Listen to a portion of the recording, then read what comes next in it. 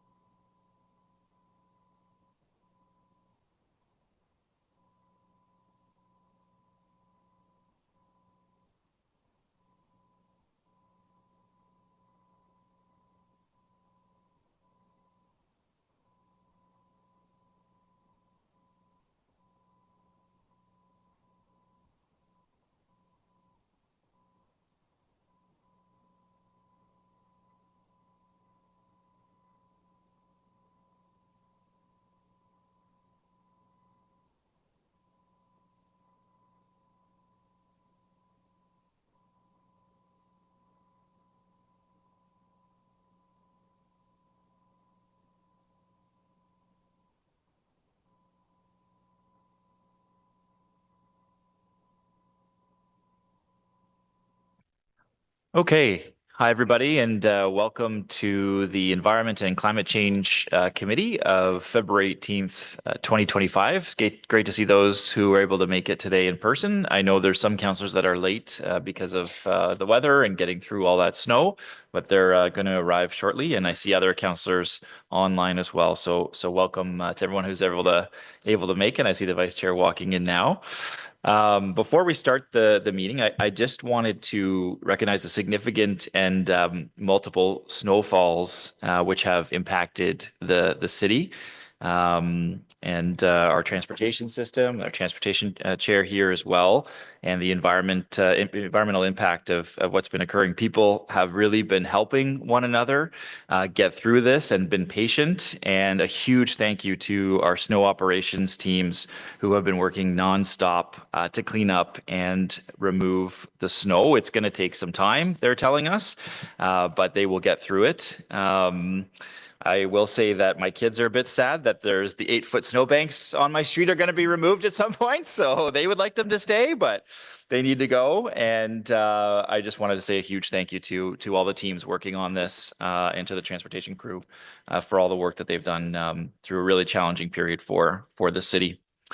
I also, just before we start, wanted to welcome new committee members, Councillors Lane Johnson and Councillors Wilson Lowe. Welcome to committee. You're new after the midterm governance and really looking forward to working with both of you. And then with that, I also wanted to just thank our committee coordinator, Chris, who it's his last meeting with us today and has done an amazing job working with us, I think, for the last 7 years almost. We've worked together, chair, vice chair, and we'll be missing you, but we'll also be getting, I think, Melinda, who's coming in as our committee coordinator. So good luck with your new roles. And Chris, you're going over to ARAC and keeping your role at EPPS. So we'll miss you too. Thank you for all you've done over the last several years. I do want to recognize that our meeting today is taking place on unceded, unsurrendered Algonquin Anishinaabe territory. And with that, I think we're going to go through our roll call now. So Chris, over to you for roll call. Councillor Brown? Here. Councillor Curry? Here. Councillor Devine? Here. Councillor Hill? Present. Councillor Johnson? Here. Councillor Kavanaugh? Present. Councillor King? Here. Councillor Lowe? Here. Councillor Luloff? Councillor Tierney? Present. Vice Chair Carr? Present. And Chair Menard. Present. You have quorum, Mr. Chair. Thank you very much. Are there any declarations of interest? Seeing none, can we confirm the minutes of Tuesday, November 19th, 2025? Thank you for that. There was a response to inquiries on lighting conversion, so thank you to staff for highlighting that. I know the media picked up on that as well, and good news stories all around saving money over time on lighting conversions and reducing GHGs. So we're going to move through some of the agenda and there's a couple procedural motions that'll come forward when we get to those items. The first one is actually the Public Works 5.1 new tree dedication program. So Vice Chair Carl, I'll just ask you now to allow for the motion that would allow this to come to the agenda first, if you can read that in. Absolutely. Be it resolved that the Environment and Climate Change Committee approve that the rules of procedure be waived subject to subsection 83(4)(a) of the procedure bylaw, being bylaw number 2022-410, to receive a staff presentation on the city's new tree dedication program. Okay, is that carried? Thank you for that. Carried. Thank you. And on item 6.1, the Residential Protective Plumbing and Compassionate Grant Program, review and propose bylaw and program updates. We do have a delegation for that item, so we'll hold and come back to that.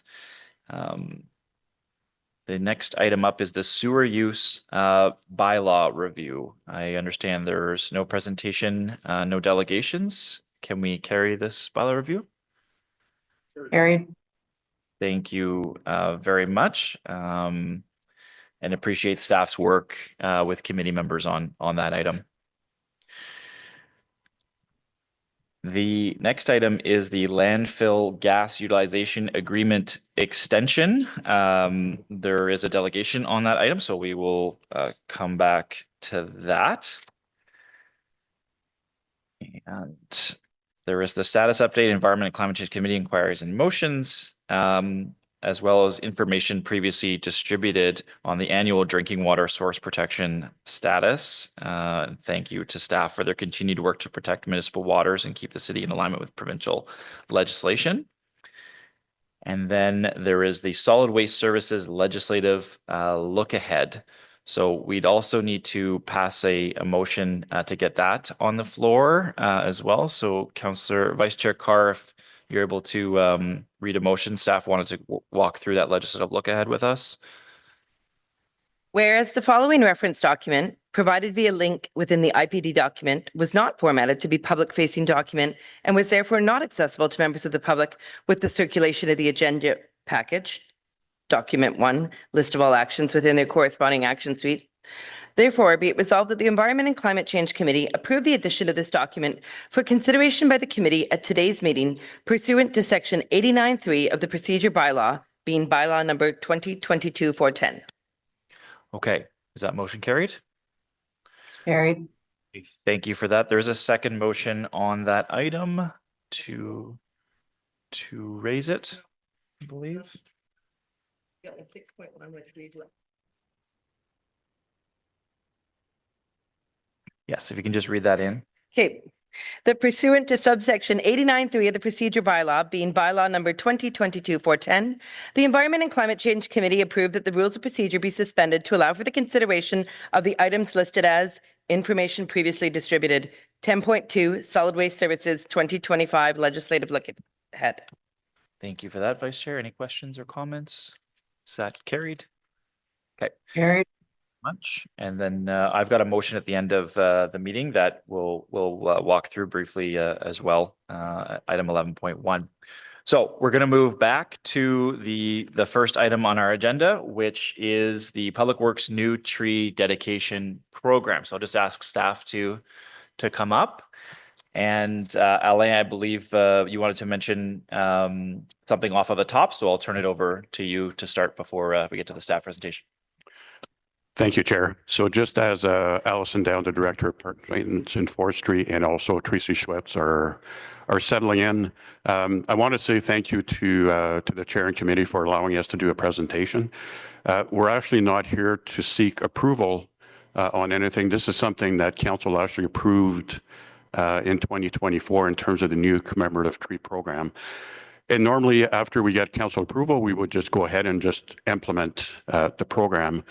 But when the staff provided an overview of what had been implemented, I thought it was worth presenting to committee. There's a lot of innovation, a lot of client centricity in terms of what was rolled out. And I thought it was important to be able to showcase that to committee this morning. So with that, we appreciate your time. Thank you very much for that. I'll hand it over to staff, Allison Downs and Tracy Schweppes.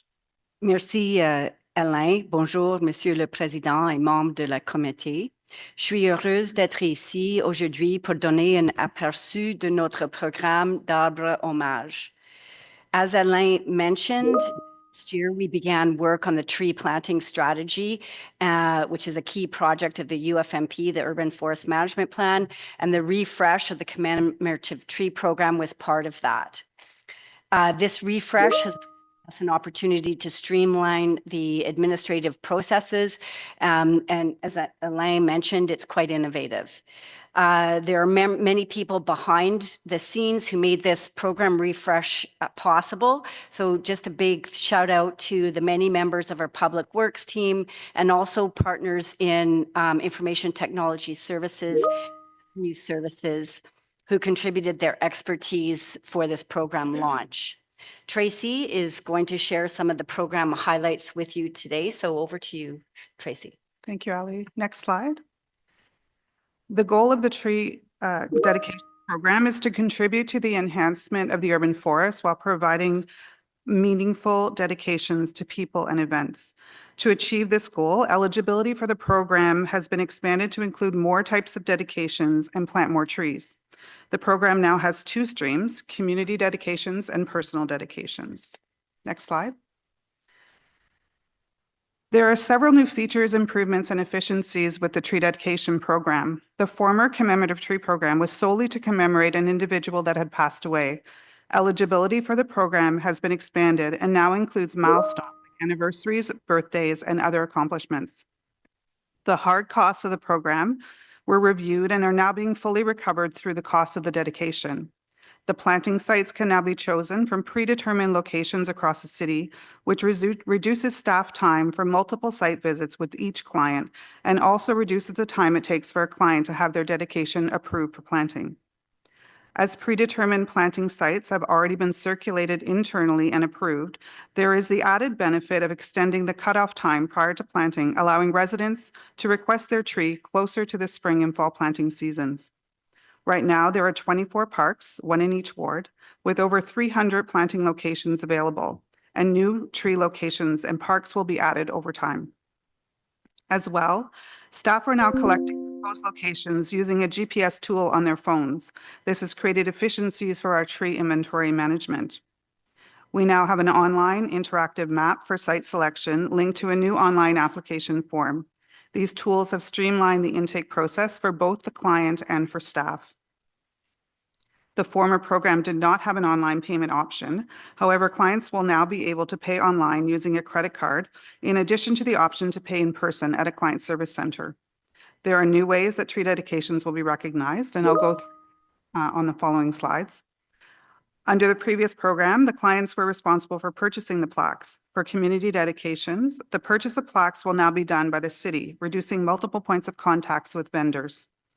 The program also aligns with the new municipal commemoration policy, and a new vetting process has been established for community dedications in collaboration with staff in recreation, cultural, and facility services. The program will continue charitable tax donation receipts to clients, and at this time, there's no additional staff required to implement the program. Next slide. There are a few ways that the tree dedications will be recognized. We call these tree identifiers. On this slide, you can see the tags that will be placed on trees for all dedications, both personal and community. These are small metal tags that identify the tree as a dedicated tree. Each tag has a unique identification number, which supports our inventory management. And this number is searchable by staff in our inventory and work management systems.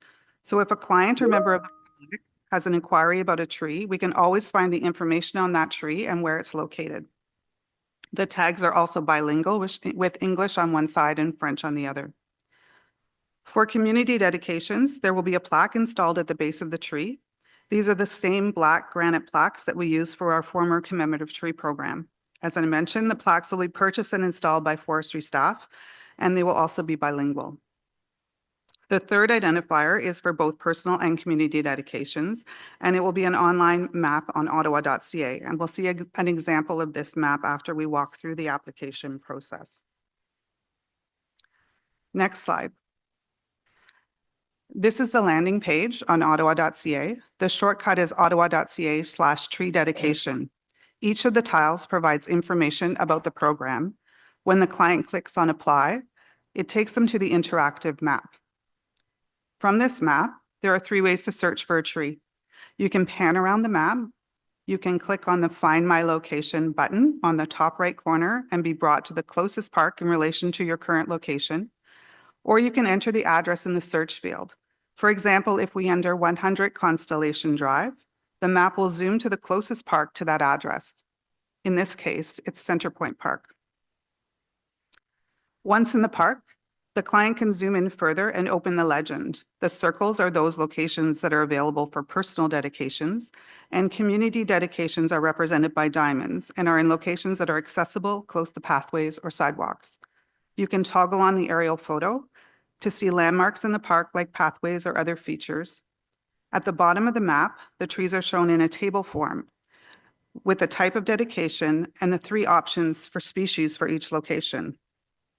The client can either reserve their tree from the table or by choosing on the map and clicking Reserve Tree.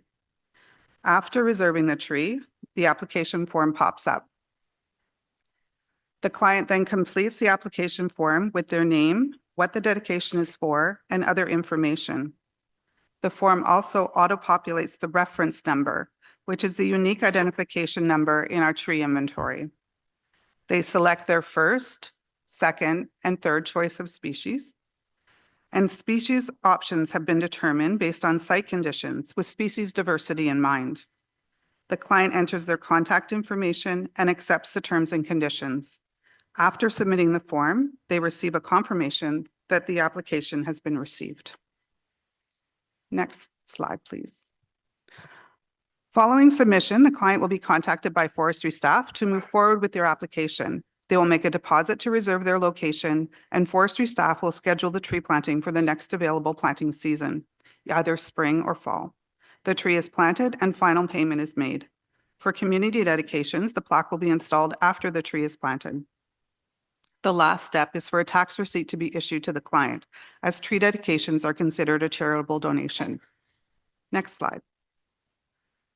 Once the tree is planted, the dedication will be available on the online mapping tool. This is a mock-up of the map that is still under development. However, it will show the location of the tree identification number, the type of dedication, who the dedication is for, and the year.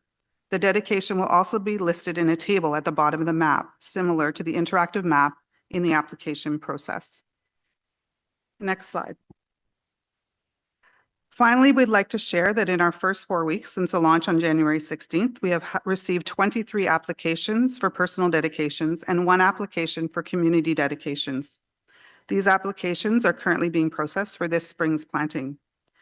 Under the former commemorative tree program, approximately 100 trees were planted each year, and we're pleased with the uptake so far in a very short period of time. We expect to receive more applications in the spring months when people typically turn their attention to trees. Next slide.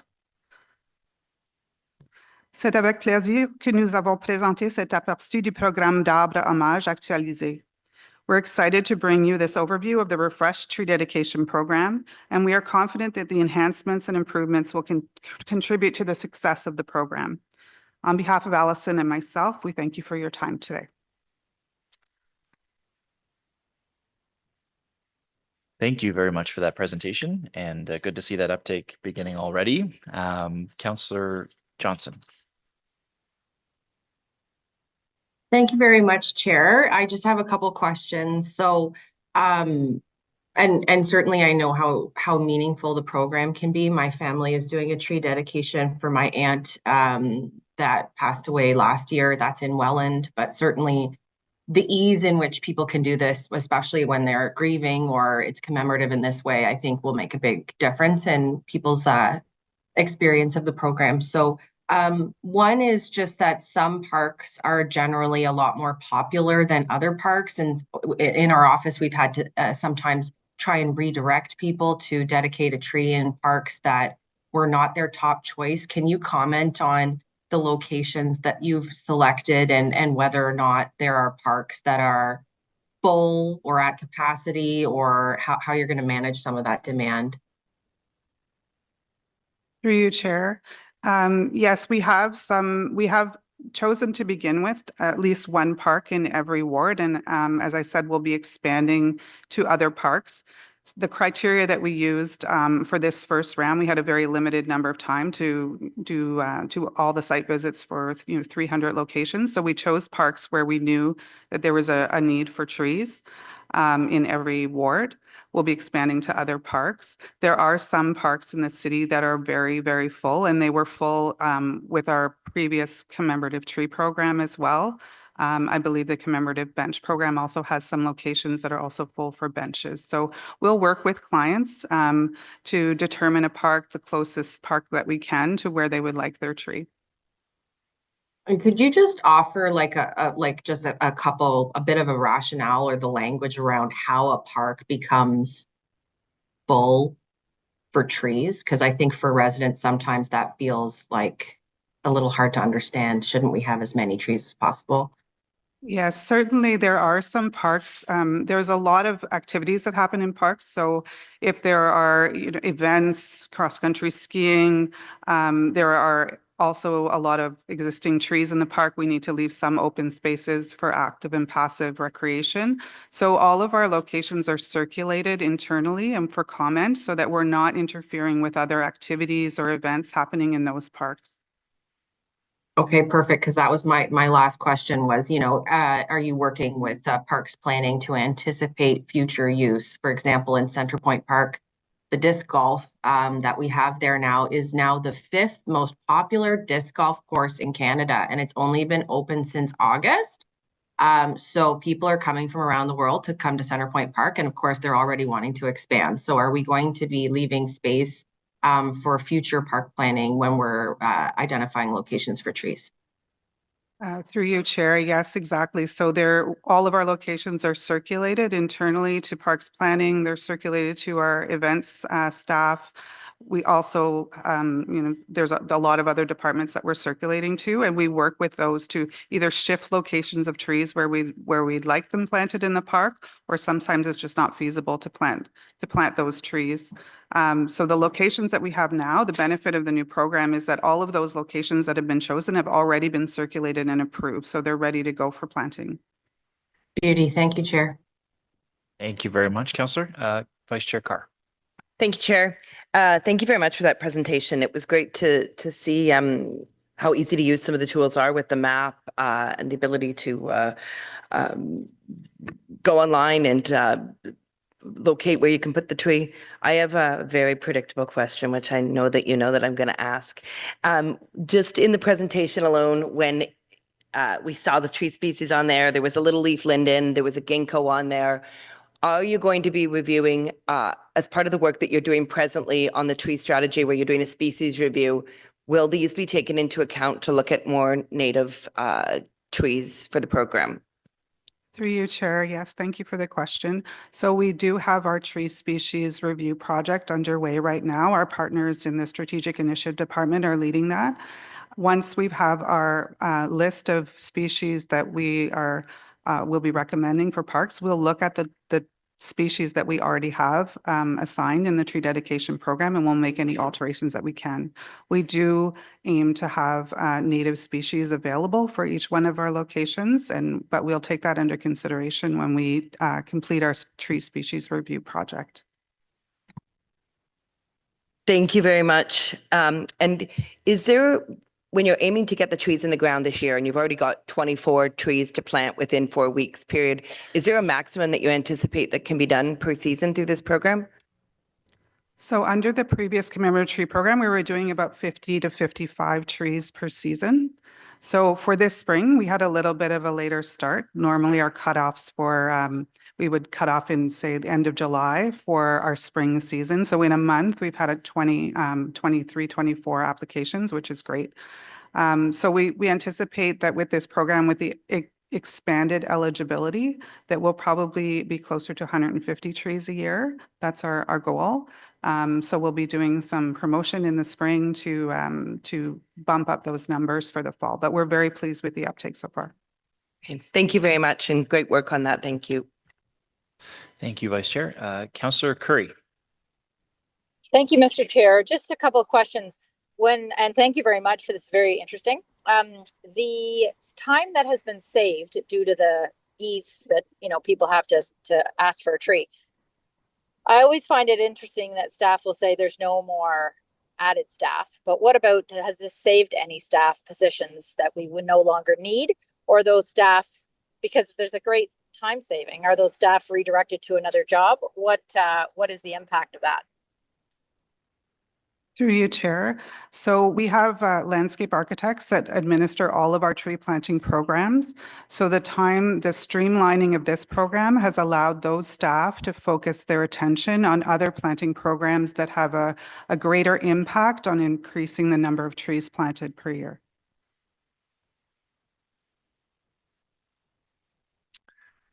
Okay. Sorry, Mr. Chair. Further, Councillor Curry? I just had a problem with my button. The other question I had is, you know how the plaque can be in French and English. Is it possible for it to be in other languages and people may not want French, but may want Arabic? Through you, Chair. Yes, we have done third language translations for plaques in the past. All right. And the last question I have is just, is there possible for any fruit tree planting if someone wanted to plant an apple tree? Thank you, Councillor. So we will be doing through our tree species review project, we'll be looking at all the species that would be appropriate for plantings in parks and along streets. And if fruit trees are on those lists. Currently, we don't plant fruit trees in parks, but we'll take that into consideration through our tree species review project.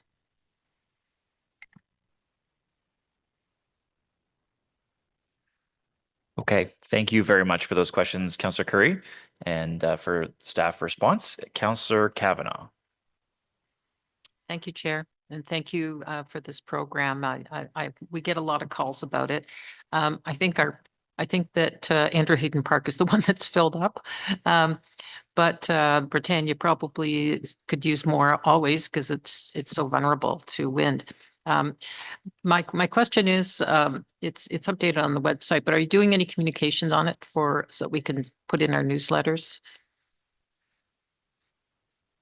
Thank you for the question. Part of the communication plan was a memo to councillors early in January, where we did provide some media tidbits, if you will. And I think some of the councillors took us up on that, which was great.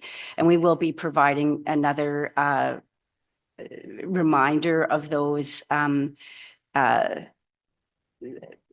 short promotional Social media.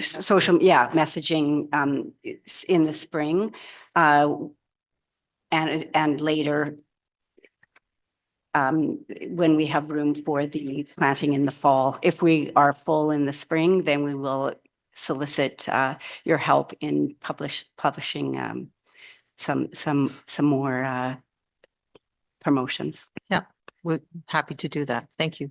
Thank you.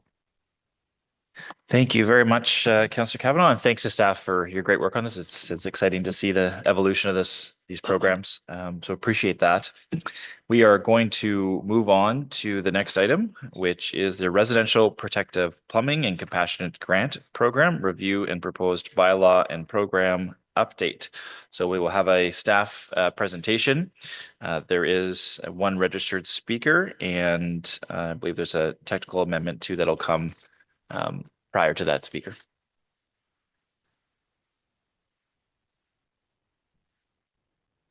All right. Over to both of you. Thanks for being here, Marilyn and Brian.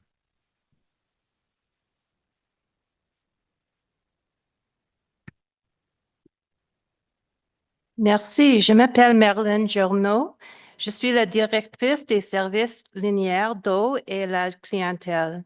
Nos équipes d'employés hautement qualifiés, planifiant, gérant et offrent des programmes et des services qui touchent directement les entreprises et les résidents. Brian Simpson, gestionnaire de services à la clientèle de services d'eau, vous présentera les modifications proposées pour ces deux programmes. Brian? Thank you, Marilyn, and good morning. Today, I'll be speaking to the Residential Protective Plumbing Program and the Compassionate Grant Program. While I am the representative making today's presentation, I would like to recognize that the proposal presented today is a reflection of the hardworking and collective efforts of the entire project team. Next slide, please. The Residential Protective Plumbing Program, referred to as the RPP, provides financial assistance to qualified City of Ottawa property owners for the installation of protective plumbing devices, such as sump pumps and storm and sanitary backwater valves, to prevent water and sewage from flooding homes because of increased level and surcharging in the city's sewer system. The program was first launched in 1982, and since that time, there have been quite a few program updates and changes. But since 2016, we've had roughly 500 applications for funding, with just over 200 having been approved, worth a total of about $400,000 in grants that have been dispersed. And while the program is functioning in its current form, we thought we could do more and help more with the program in hopes of encouraging more residents to ensure their property is protected. Next slide, please. We received feedback from members of council, residents, and community groups from June to September of last year while consulting interdepartmentally with the public through Engage Ottawa and participating in a cafe's information session to gain a clearer understanding of the program changes needed to ensure residents are better protected against the risks of sewage backups and basement flooding. We heard from both residents and councillors that some residents were contacting their councillor about the lengthy and costly process to obtain minimal compensation through the RPP. We heard the application process has too many forms and multiple steps that was difficult to navigate. The requirement for closed-circuit TV inspection made the process more lengthy and expensive, and many people were simply unaware of the program itself. Next slide, please.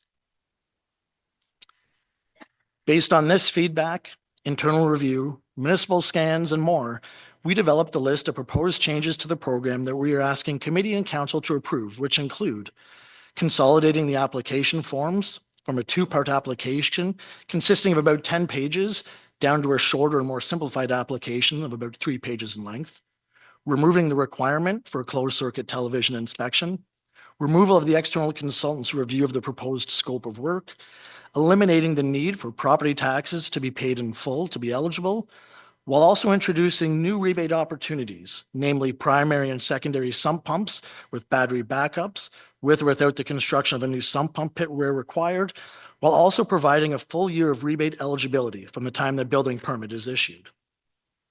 These changes will not only make the application process much easier for residents, but they will also allow us to increase the rebate amounts that are available. Next slide, please. The proposed rebates, as are shown, represent an increase in what had previously been available. By implementing these changes, we believe that program uptake will increase, resulting in improved protection for those residents. Funds are currently available within the existing budget authority, and in the event there is a significant uptake in the program, future budget requirements will be brought forward through the annual budget process. Next slide, please. Turning to the Compassionate Grant Program, it provides funding of $1,000 to qualified residential property owners and tenants who have been affected by recurring basement flooding due to sewer surcharging. Currently, to qualify, a property owner must provide proof of 3 or more sewer backups during a 15-year period. Similar to the RPP, the participation rate could be better and could help more residents, and therefore we are proposing to update this program as well. Next slide, please. The proposed changes to the program to better support residents include simplifying the application process, reduce documentation requirements, reducing the criteria to only 1 sewer surcharge event in a 5-year period, reported within 1 month of the surcharge event, with at least $1,000 in damage, rather than the 3 events over a 15-year current period. Also eliminating the need for property taxes to be paid in full, and prior to the property owner receiving any subsequent compassionate grants, they must undertake approved mitigation measures to prevent future flooding, such as participating in the RPP or having their backwater valve maintained. Next slide, please.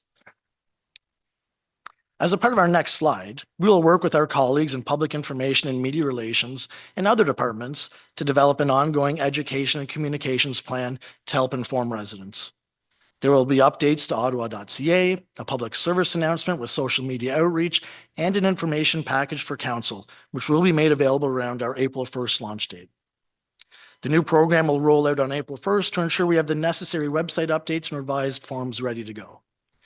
We will continue to monitor program uptake and feedback from residents and program participants to ensure these changes are achieving the goals of helping residents.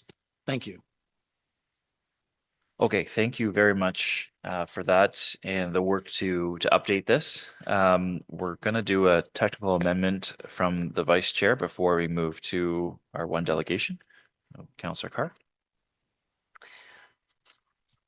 Whereas the staff report includes proposed changes to the residential protective plumbing program and the associated bylaw substantially in the form attached as document 1, of which a minor correction is required. Therefore, be it resolved that the Environment and Climate Change Committee approve a technical amendment to Document 1 to replace reference to Schedule B with Schedule A in sections 4.1D and 5. Okay, so we'll come back to that technical amendment at the end with the recommendations, and I'll invite our speaker up, Angela Keller-Herzog.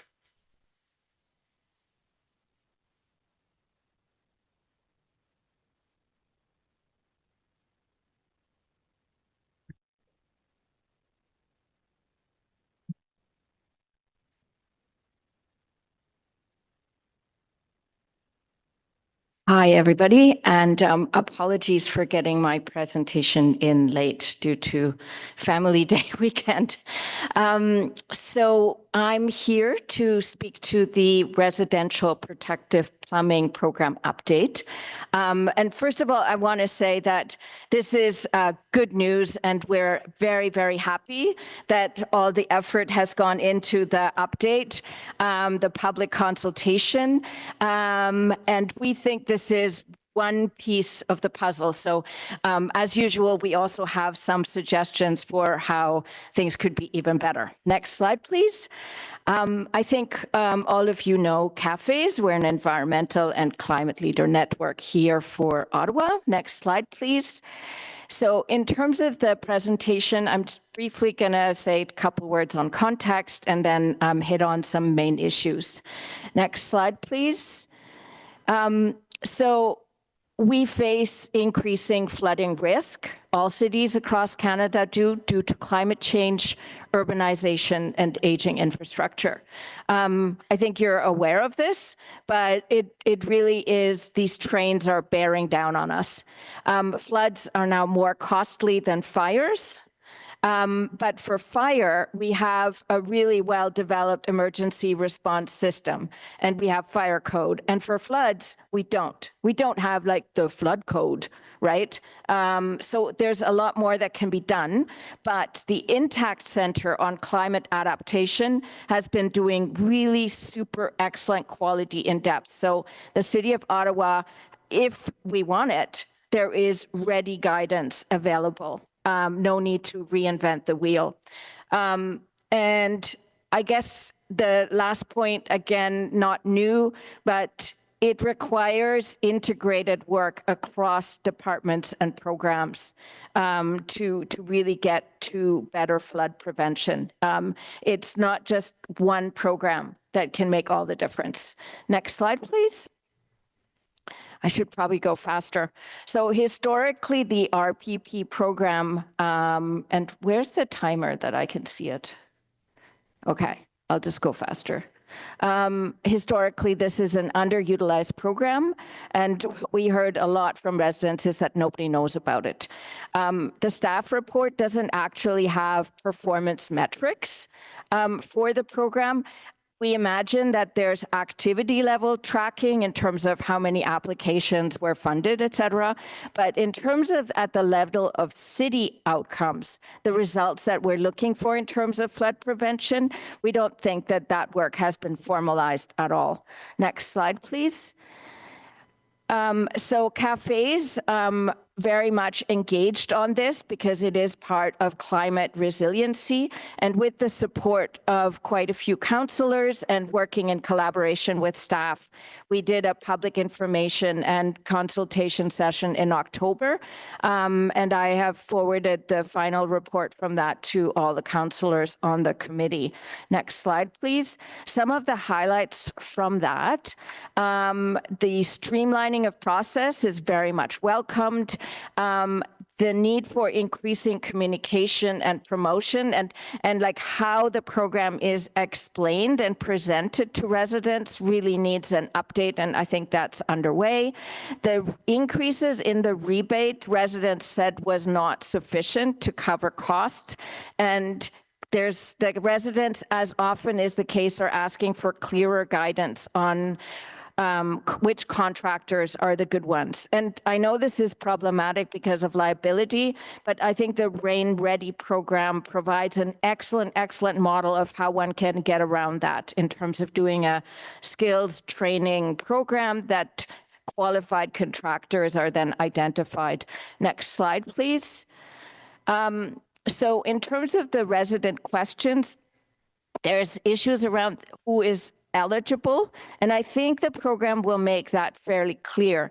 But in terms of which costs are eligible, that is made much less clear, including in the staff report. So I think some work is needed there, and particularly whether plumbers' diagnostic visits are eligible. So if you're a homeowner in a flood-prone area and you want a plumber to tell you, like, well, what's going on?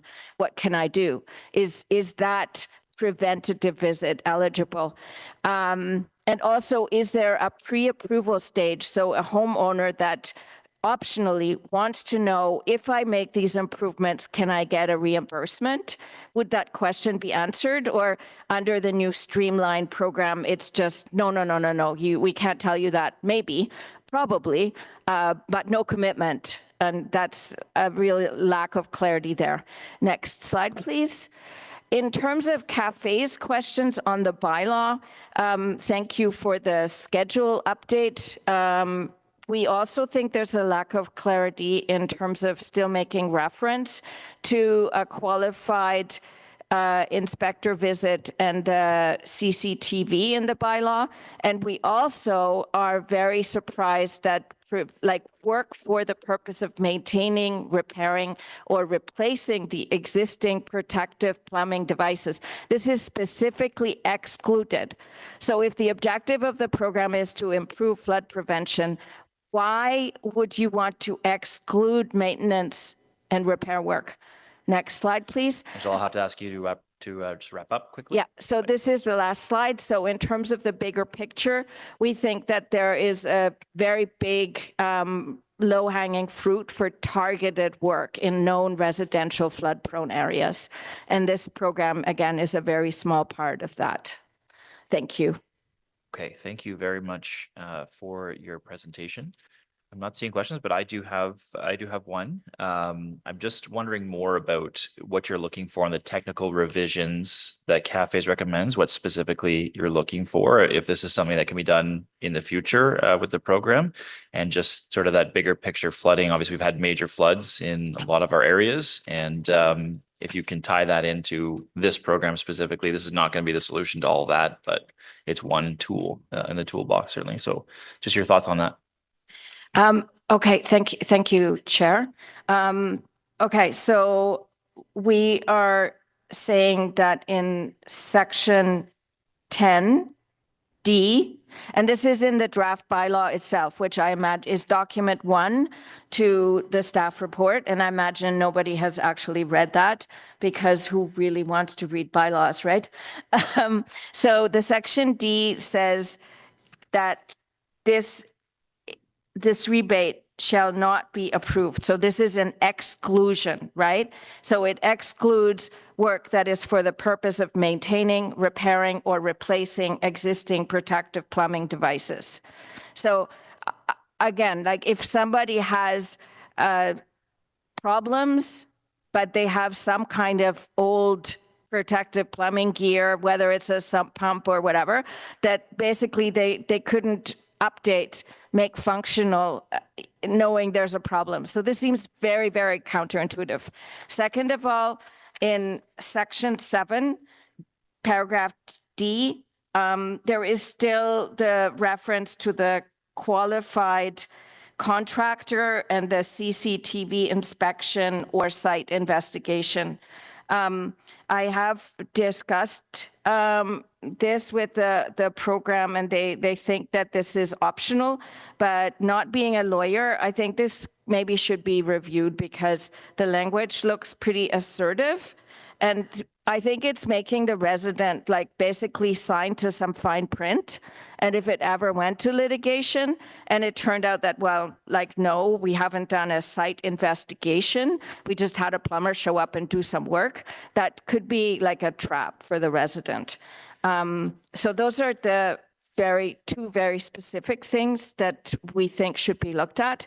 In terms of the bigger picture, the fact that in all of the wards, there are specific, even like not even whole neighborhoods, but parts of neighborhoods that are flood prone.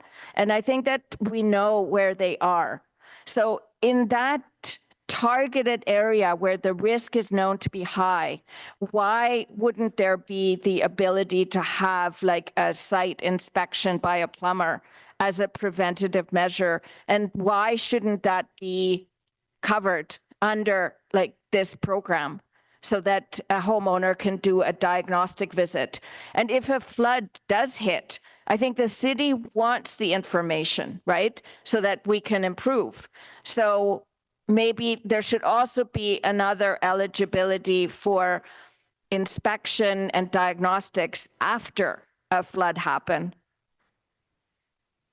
Okay, thank you very much for those technical amendments. I will ask staff just to briefly comment, and on the CCTV one, we had identified that previously as well, and want to make sure we're on the same page with staff as optional. So appreciate your dedication to this and the work you've done on the file. Any other questions for Ms. Calarizzo?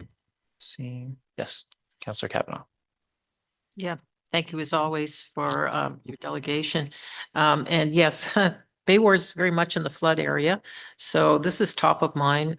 2019 was the last flood, and it was significant with water splashing right over the edge of a wall. But I will ask staff the questions you raised. I'm just wondering if there's any good examples out there of other cities that have gone a step further, like some of your suggestions. Thank you very much for the question, Councillor Kavanaugh. So I am a bit of an information hoarder, and I have a lot of curiosity about a lot of things. So when this meeting came up, I actually, in my paper stash of information, I found these reports by the Intact Center. The most recent is from 2024, and I snagged them at an adaptation exhibition conference at the Shaw Center last year. And one of the studies actually gives very comparative information across municipalities. Ottawa gets a B-, not the top score.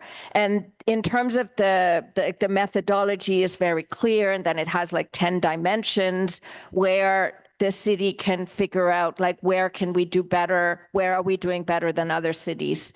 So I think that the climate resiliency unit is very much aware of the Intact Center, and we've talked about helping to promote that information. But in terms of an integrated approach across departments, I think maybe that's where maybe these resources could be very effectively deployed. Thank you. I've already seen an evolution of how to react to flooding for between 2017 and 2019. We got better, and unfortunately, that was like a dress rehearsal. Unfortunately, but it's important that we, know how to get for the next one. And right now, we do freshet season, and we get people aware when the potentials are, which is in the spring. So that'll be coming up, but appreciate the ideas, and we'll certainly be asking staff questions about it. Thank you. Yeah. Okay, thank you very much, Councillor. Thank you, Angela. And so now we're on to the item, questions and comments from councillors. Feel free to raise your hand as needed. All right, Councillor Devine. Thank you, Chair. Thank you, staff, for this program. I'm very excited by this. I appreciate this program. A few questions from your presentation, and then just some other questions I have. So I think I heard you mention that since 2016, there have been something in the range of 500 applications to the programs, and something in the range, and I got the numbers wrong, of about 250 of those applications being successful with, I believe I heard a budget output in the range of 400,000. So assuming that your goal is broaden participation in this program, do you anticipate seeing this broadening of the program being a significant new budget pressure? Thank you, Chair. We do have sufficient, we believe we've got sufficient budgets right now, even with alleviating some of the restrictions on there. So based on the current funding we have available for us for 2025, for example, at the highest funding rate we have, we could issue about 190 grants, which is a significant increase over years previous, particularly when we keep in mind that for those 190 applications to come through, they do have some work to do throughout the course of 2025. So we do feel as though for 2025 and 2026, we're well positioned. If there is a significant increase, over the first few months, then we'll bring that back through the budget process later this summer. Thank you. Great, thank you. I noticed in the presentation for the Compassionate Grant Program, I saw a line that said that homeowners who receive funding through the program will need to ensure that they put certain mitigations in place if ever they were to be eligible for another grant. So I think that's a good idea, just to ensure in case of us ensuring that homeowners are responsible. But I wanted to ask what measures would need to be in place and how would we monitor to ensure that kind of compliance? Thank you. So for one example, someone that participates in the Compassionate Grant, if they then participate in the Residential Protective Plumbing Program, that's another one that we would then have information on. And as well, even small things such as ensuring their backwater valves are maintained, which should be done on an annual basis, which we know that many homeowners do not do. But even just evidence of that, whether it be a receipt from a plumber saying, yeah, we had our backwater valve maintained, then that will then open up that eligibility criteria after that first 5 years. And so speaking of that criteria, will we be publishing what those eligibility criteria for secondary applications of funding would be? We are. We're going to come up with a list. Yeah. Now, we don't want to make it fully inclusive because, with the changing environment, with the greater focus on climate change and flooding around the world, we do know that the list is going to continue to grow. But within our operating procedures that we'll be rolling out internally over the next few weeks, we're going to try to document those. But again, I just want to be clear that if something comes in that may not be on our list, we still will consider it. We're going to work with our staff and colleagues in asset management, climate resiliency, to figure out, does this make sense? Is this another step that they're taking? And if so, we'll add it onto the list of approved measures. Thank you. Thank you. So like I said, I'm very supportive of this program. I know that it's a citywide program, but like several of my colleagues, I have areas in Ward 9 that are very, very prone to flooding. Not flooding. So I just want to zero in on a ward-specific question. So I'm happy that I have areas in my ward like Fisher Glen or Carlton Heights that are going to benefit from an engineering study that the city will do to try to determine what are those area vulnerabilities. In a recent email that I got from staff about this issue, where staff talked about the challenge of implementing long-term solutions, so there was a comment from staff that read, such solutions will take many years, therefore private property solutions will be required by homeowners to protect their property. This will include the installation of backwater valves on their storm and sanitary sewer laterals. So I also worry about homeowners in these areas who are going to find themselves less and less covered by a home insurance industry that is trying to back away from these kinds of flooding coverages. And so when it comes to the geographic scope of the program and the areas that it serves, will there be any attempt to ensure that participation in the program is tied as closely as possible to areas that are most vulnerable to the kinds of flooding issues that these supports are meant to mitigate? Thank you. The program is designed to really reach out across the entire city. But when flooding events occur, as one of the big changes we did last year as well in preparation for large rainstorm events was putting out some PSAs and some information to the residents. And we see this as being part and parcel. So later this year, when we see large weather events coming down and you see some PSAs coming out from our colleagues in public information media relations, we are going to tie some messaging around this as well to say, hey, don't forget, the Residential Protective Plumbing Program is an option. We are going to try to focus attention, but again, it is difficult, particularly when we look across over the last few years where we do know there's areas that are more flood prone, but depending on the weather patterns, everybody's vulnerable and susceptible to it. And that's why we really want to try to ensure that this is open for everyone across the city. But yes, when it comes time to specific events, we are going to try to target some neighborhoods, whether it be handing out pamphlets individually with some of my staff, or just ensuring that messages go out from PSAs or even from the councils yourself. Just to follow up on that, because I know that to a certain degree, everyone is prone to it, but just like we have warrants and criteria to hand out any number of measures when demand outstrips supply, and anticipating a future where demand on your program may outstrip supply, do you envision any kind of program or we will put in place some kind of scoring mechanism to determine that this person requesting this program may need it more than somebody in another neighborhood? Thank you, Chair. Yeah, I do envision that. And we do track all of those calls that come in. So we do have a database whenever we're submitting in an application, whether it's approved or not, we do track all of that. And this is part of the bigger picture. I mean, Angela had mentioned many tools in the toolboxes. And really one of the items we're hoping to build out of both the RPP and the Compassionate Grant is really that additional collection of information. Because what we do know right now, what happens is many houses will have sewer backups or storm backups during significant weather events, and we don't always receive all the information. There is a gap in the data that we have. So we are hopeful that by, alleviating some of the strings on both of these programs, it's A, going to help the residents, B, it's going to give us better information to then figure out what can we do. And what I will say on both of these programs, while we are looking at making some changes today and, over the next couple of weeks, I do not see this as being the end of it. I do see this as an iterative process where we do want to track and monitor both the impacts to residents, what we're hearing from them insofar as the successes. We're going to continue to work with Angela and some of the outside stakeholders, like what else can we do? But again, the changes we're making today and we're proposing today are quite significant. And we just want to ensure we're taking that measured approach. We're not doing too much too soon. We do think these changes are quite significant. We do think they're going to drive participation, and hopefully additional changes will come in the future, again, to maximize the granting opportunities that we have. Great. I have one last question, and this one has to do with ensuring that residents who can benefit from this program don't meet unnecessary or unforeseen obstacles. So I had a resident in my ward that was working with a private plumber to get a backwater valve installed, and she was seeking the rebate from this program. So this family needed to install an outdoor backwater valve, and specifically they were looking to install a valve for their outdoor sanitary line. However, at the time, the city's rebate was only applicable to outdoor stormwater.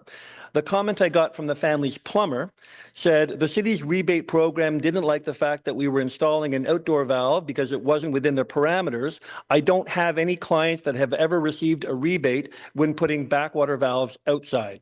And so I know that comment from that plumber came before any of your revisions. So I just want to ask whether or not these kinds of issues are being addressed so that we can get greater participation. And more specifically, will the program be applicable to outdoor valves as well as indoor? And will those apply to sanitary lines as well as stormwater? Thank you, Chair. The new program updates will include the outdoor storm backwater valves. I do need to double check on the outdoor sanitary backwater valves, simply because I do believe those require maintenance, which is why we generally prefer those to be inside the building. But again, that's the type of feedback and discussion that we want to try to have with residents and applicants moving forward to try to figure out how can we find that happy medium to ensure that we are giving residents the support that they need. Because again, that's our goal. Our goal is to ensure residents are best protected. And if there's small tweaks and changes we need to do the program along the way, we're happy to review them. Thank you. Thank you very much for those good questions. Vice Chair Carr. Yeah, thank you very much. Thank you for the presentation.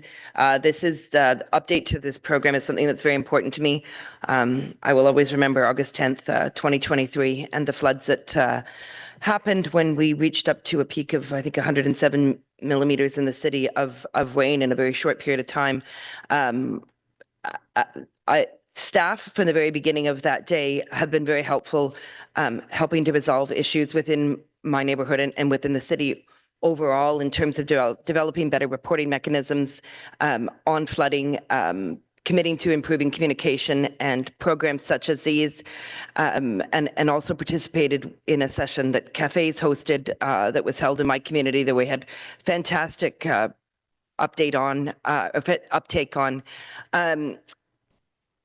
One of the common themes from the very beginning was in dealing with residents was on the insufficiency of these programs, the Compassionate Grant and the Residential Protected Plumbing Program. So I just have a couple questions that I just kind of to further to what Councillor Devine was asking.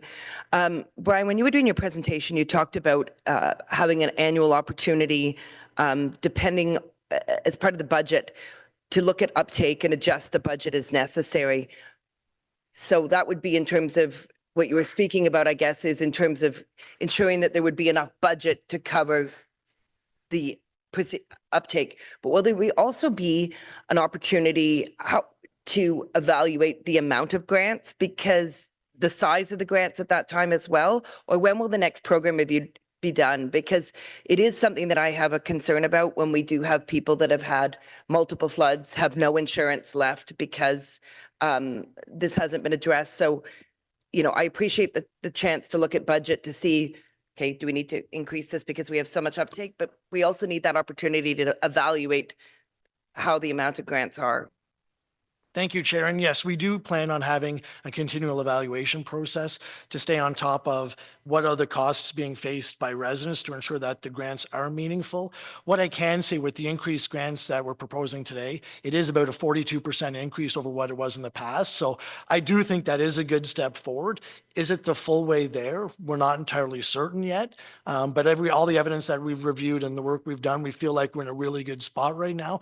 But yes, we do want to continue to monitor, particularly with the unknown economic environment where we're in right now, where costs could potentially increase over the next year to year and a half. And we do want to pay close attention to that to understand, you know, what is that impact on residents? Because again, we want to try to ensure that the grants are reasonable enough that, you know, we're not asking for an absorbent amount of money from council, but we do also want to ensure that it's enough of a grant to encourage residents to participate. Thank you very much. And just continuing on a point that was made by the delegation and by my colleague, Councillor Devine, with respect to geographical targeting, and this may have been asked and I may just have missed it, is there an opportunity to geographically track these in the same online, in the same way that we can look at, for example, Rain Ready? Can we look at the uptake? Are we able to look and see the grants that we've received? Do they match the areas of flooding? Do you know what I mean? Like a geographical representation and overlay. Thank you, Chair. And yes, we do have that ability. Unfortunately, when we chatted about the participation rate earlier, it has been a little bit depressed over the last few years. Councillor Devine had mentioned, you know, about 500 applications since 2016, only around 200 actually having been approved at the end of the day. A lot of that was because of the roadblocks we're trying to alleviate today. So insofar as lengthy application, lengthy time to process.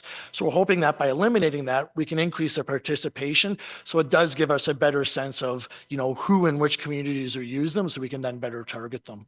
And after the August 10th, 2023 floods, did you see an uptake in applications to the existing programs? Thank you, Chair. With the Compassionate Grant, we didn't see any uptake at all with that. With the Residential Protective Plumbing Program, I think we had additional call outs for information, but we didn't see a significant increase in the applications. And again, this is where we're hoping that by, you know, reducing some of the constraints, such as the application length and some of those details, that, you know, we'll be able to get that number up a lot higher. Okay, and is there any opportunity with respect to outreach? The Rain Ready program goes out. I've seen them out at fairs. They've come out to markets, this sort of stuff. Is there any opportunity to combine those efforts to promote this program as well, particularly in neighborhoods that have a track record of excessive flooding? Thank you, Chair. Yes, that is something we've been discussing as well with our communications staff on how we can do some targeted outreach. But again, with one of the things that you'll see throughout this year is when we are having, you know, significant rainfall events or storm weather events, we are going to be putting out additional messages on PSAs. And when we have staff go out in the field, we're going to be arming them with some pamphlets as well to give out to residents to, again, ensure that people are simply aware of the program as an option to use for their own protection. Thank you very much. Okay, thank you for that. Councillor Kavanaugh. Thank you very much, and appreciate these programs. They're sort of aimed at the situation where the flooding is happening, but there's still a lot to be done in prevention. So, and I appreciate the Rain Ready program, and we've already talked about, like, for the ditch programs. I really appreciate the work that's being done on the ditch programs, specifically one that's going to be coming to Lakeview community. But there's two kinds of the flooding. There's the groundwater flooding of excessive rainfall, and there's a river that is overflowing. And that's the case that we have in flood zones in Belltown and in Britannia. There's still work to be done on prevention. One of the frustrations I've just recently run into is the fact that the NCC owns part of the land near the water, and they're not interested in participating in helping out the community. They see that as a city problem, despite the fact that they own the what could be the barrier. for flooding. So I've recently had a meeting with city staff at the waterfront on a very cold day to look at that. So these are issues that we have to look at as well to prevent flooding. But it's pretty significant. 2019 just elected, and getting sandbags out there and everything else. Appreciate the work that has done, and that we're more prepared than we've ever been, and that we have the freshet season and we work with RVCA. That's all great. But I just want to know more about the preventative measures in terms of what we're doing specifically for a river flood. Thank you, Chair. Now, for the RPP, it's not going to have a huge impact on riverine flooding. But what I can say, and it was alluded to earlier, where, the RPP and Compassionate grant their tools of the broader toolbox. And that's where we work closely with our asset management branch and strategic initiatives with climate resiliency to really then build out, like, what does that full toolbox look like? And I will admit there is more work to be done around flooding, not just riverine, but on all types of flooding. And it is something that staff across the various departments are eager to work towards and hopefully find some resolutions in the future. Thank you. No, I appreciate the work, and I wonder if we can get specific communications for an area like Belltown and Britannia to be ready. This is the time of year for it. I've got an open house coming up. Maybe I can get some staff to come out for that, because so we can be ready for the spring. Because of the significant snowfall, I think people are going to be, their radar is going to be up, because that melt will be big. And so it means the river is going to be higher. So I think we have to be extra ready this year. Thank you. Thank you, Chair. And I will ensure that I speak with staff to ensure that we do have some communications prepared to go out ahead of the riverine flooding. Thank you. Appreciate it. Thanks. Chair, sorry if I can step in, because from a public works perspective, we do actively monitor basically the freshet season. So basically this is a best practice that we learned after the 2017-2019 event. So every year we basically stand up kind of our monitoring period. And part of that is also to try to share information with residents around what they can do to prepare. So I can say that there's definitely a greater level of awareness across the organization around how we prepare for the freshet season. Yes, I appreciate that. And we have to work on getting the NCC involved, because they own part of the land that could help us. Thank you. Thank you very much, Councillor. Obviously, we're going to be facing a lot more floods in the future here in Ottawa, and we've already seen some of that trend happen. So this is a very important program. I understand there is a technical amendment to speak to what the delegation had brought up about ensuring that the CTT inspection is very clearly optional and not required.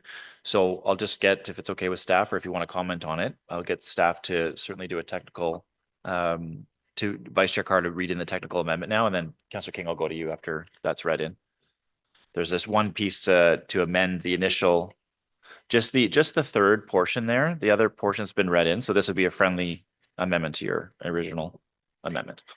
Be it further resolved that document 1 be further amended to delete in 7.1D the requirement for a qualified contractor to obtain a CCTV inspection or site investigation. Thank you. I think that'll clarify the point that was raised, and I think that was staff intent in any event. So thank you for that, Councillor King. Thank you so much, Chair, and I'd like to thank staff for the informative presentation. Just wanted to build on Vice Chair Carr's observations concerning the overlay of geographic data. I'm wondering what specific metrics will be used to measure the success of these program changes, particularly in terms of flood prevention outcomes. Thank you, Chair. Our first metric we want to really look at is just the participation. Because again, what we've seen in years previous is many folks will send an initial application, and once they kind of see the legwork that is followed, that's generally where people begin to fall off. So when we look at that delta from 500 applications to about 200 being approved, the bulk of that is actually people looking at the application process and saying, that's a bit lengthy. Is it actually worth my time and effort?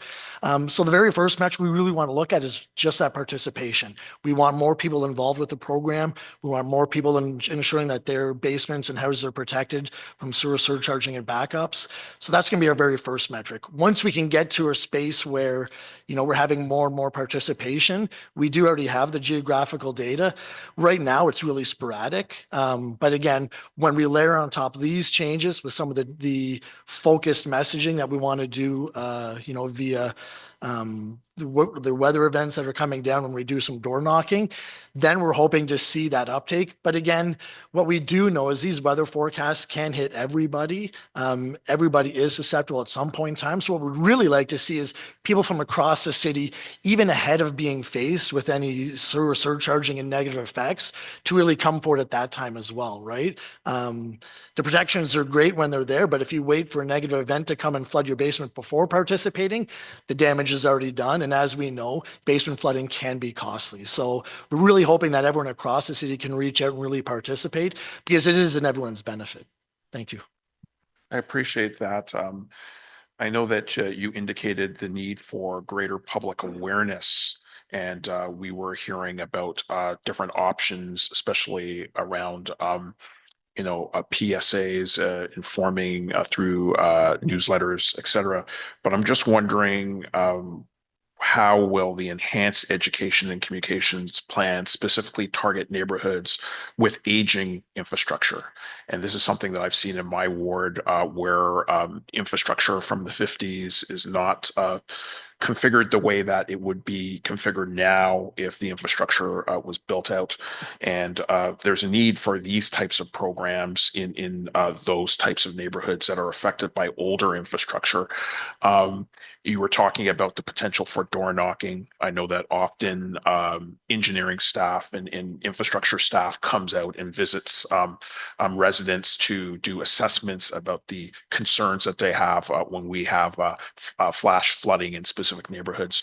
So I'm just wondering, specifically around aging infrastructure, what does education and communication look like for residents? Thank you. Thank you, Chair. We work really closely with asset management on things of this nature. And as you mentioned, as infrastructure staff, I'd previously gone out to do some investigations.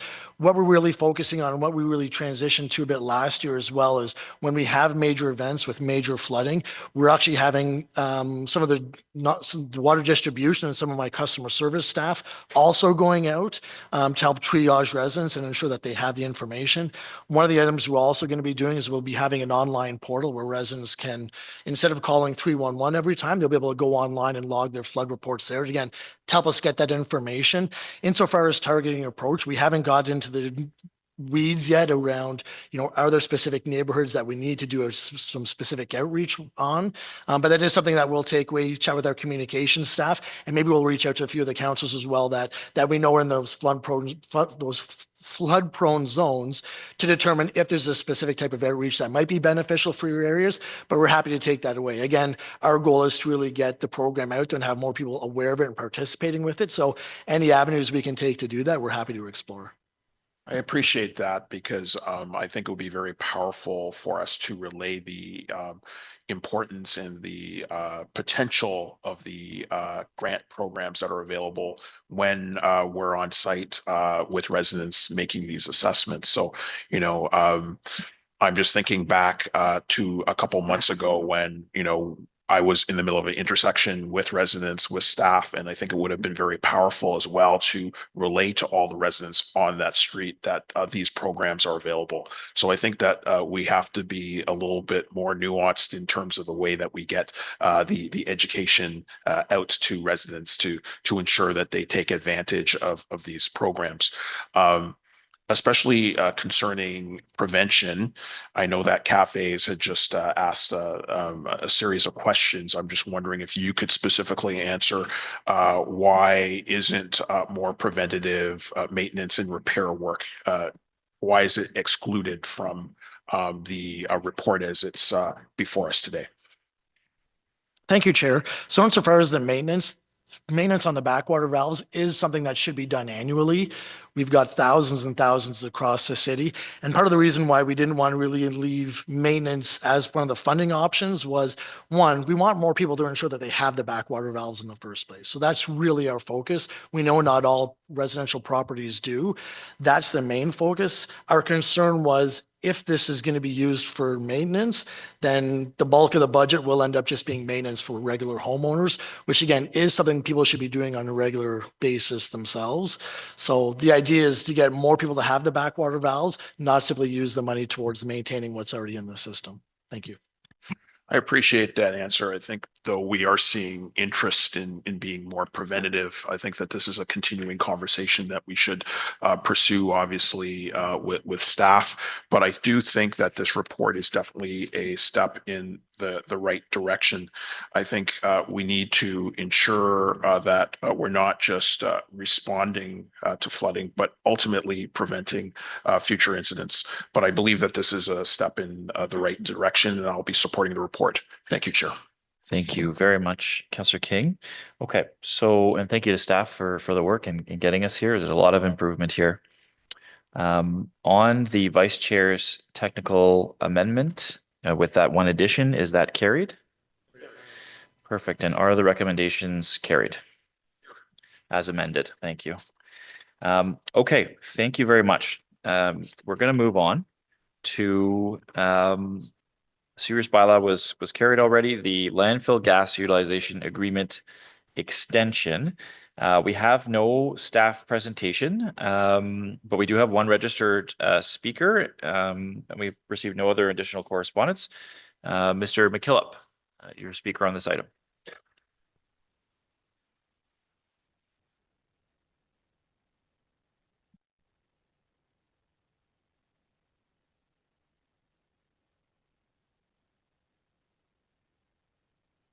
Good morning, and you've got 5 minutes to address the committee, specifically on the item of landfill gas utilization. So I went over your landfill gas reutilization that you've seemed to have done a long time ago. I brought some slides. If are my slides available?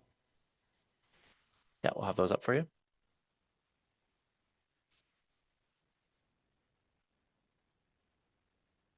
Slides.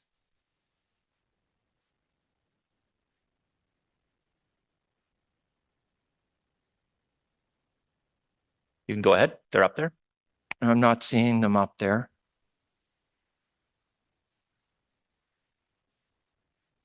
Yeah, they're shared in Zoom here, but I don't know why they're not up here.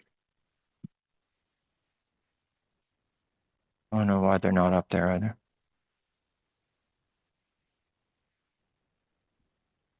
There we go. You can go ahead. Okay, could you go to the next slide, please? So I went through this landfill business. If you look at 1C there, you'll see emergencies mean a sudden state of danger or potential danger that places the public facility, staff, plant site, gas collection system, or plant site at risk of harm or damage. Later on, under P, it talks about gas, means all gases resulting from anaerobic decomposition. It then goes into hazardous substances. Next slide, please. Now, this would be a document written by OECD in 2015 regarding landfilling of waste containing nanomaterials and nano waste. If you go to 2C on that one slide, you'll see that according to, in 2015, the increase in concentration of nanomaterials in the environment may cause long-term chronic effects through different food chains. Next slide, please. This is the anaerobic bioprocessing plant that seems to be used in a lot of these lead landfills. The final slide of that brings up NRC capabilities in food. Next slide, please. These are still NRC capabilities in food, the key technologies for the future of food. Written in 2017, it brings up technologies for sustainability and waste reduction can make advanced materials, green, bio-based, and nano. It says it hooks it up to artificial intelligence, the Internet of Things, for big data analytics. On the second page of that slide, number 8, it brings up anaerobic digestion and microbial production. The final pick on that slide shows Francois Collet at the IEC, who you're currently following standards for here at the Environment and Climate Change Committee, both IEC and ISO standards. Francois is an SCC Governing Council member, and these are standards regarding biodigital convergence and the Internet of Things. Next slide, please. As you can see, these are still ISO and IEC standards regarding both nanotechnologies. That's the first circle at the top. The second circle bring up bioprocessing, which would anaerobic digestion would be involved in. It then goes to show molecular farming, cellular agriculture, GMOs, etc. The final pick in that slide shows a man with graphene-based sensors for health monitoring. Next slide, please. This will have biosensors on one side, which I know also anaerobic digestion is involved in. You'll see wastewater-based epidemiology at the underneath that. On the following pic, you'll see the ambivalent role of graphene oxide in anaerobic digestion. Next slide. Actually, could you go to the next slide? And the following slide, sorry. One more slide.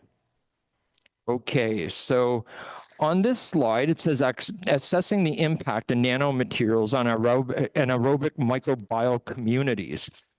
It says here that little is known about the fate and effects of nanomaterials in nature, yet it seems this city council is putting nanomaterials in everything. Next slide, please. These are some questions I asked ROKE XI regarding various nanomaterials employed in anaerobic digestion. If people look at that, they bring up graphene, carbon nanotubes, nanocomposites. They also bring up that it's involved with broader research. I asked ROKE what that broader research was, and the AI seems to believe, as you can, next slide. Then the next, where I asked ROKE the broader research, and then ROKE XI seems to believe the broader research area involving the use of nanomaterials and anaerobic digestion can indeed be considered part of the broader concept of biodigital convergence. He gets into biodigital convergence, which refers to the intersection emerging of biological and digital technologies. The application of nanomaterials in biological processes like anaerobic digestion showcases how nanotechnology, a digital and material science field, integrates with biological systems to enhance natural processes. Now, if you're I'll just ask you to wrap up your 5 minutes. If you're to believe what both our National Research Council of Canada has to say, what Francois Collier has to say, what the OECD has to say, these nanomaterials that you're putting in the environment right now are very hazardous and it should be called an emergency according to your own reports. Thank you. Okay, thank you very much for your presentation. I'm not seeing any questions on the board, so we'll move on to the report recommendations. Is the item carried? Okay, thank you very much for that. We are on to the Environment and Climate Change Committee inquiries and motions for the period ending 6th of February 2025. No staff presentation or no registered speakers. Is this item received? Okay, and there are no in-camera items. We're going to move now to the Solid Waste Services 2025 legislative look ahead. Thanks for staying with us through this morning.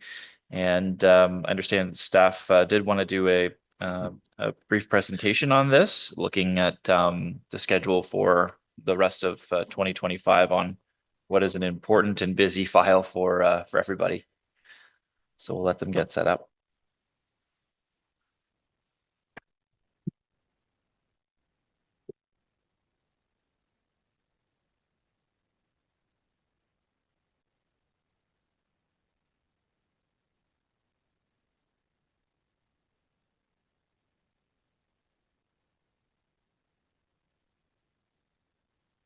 Okay, good morning, everybody.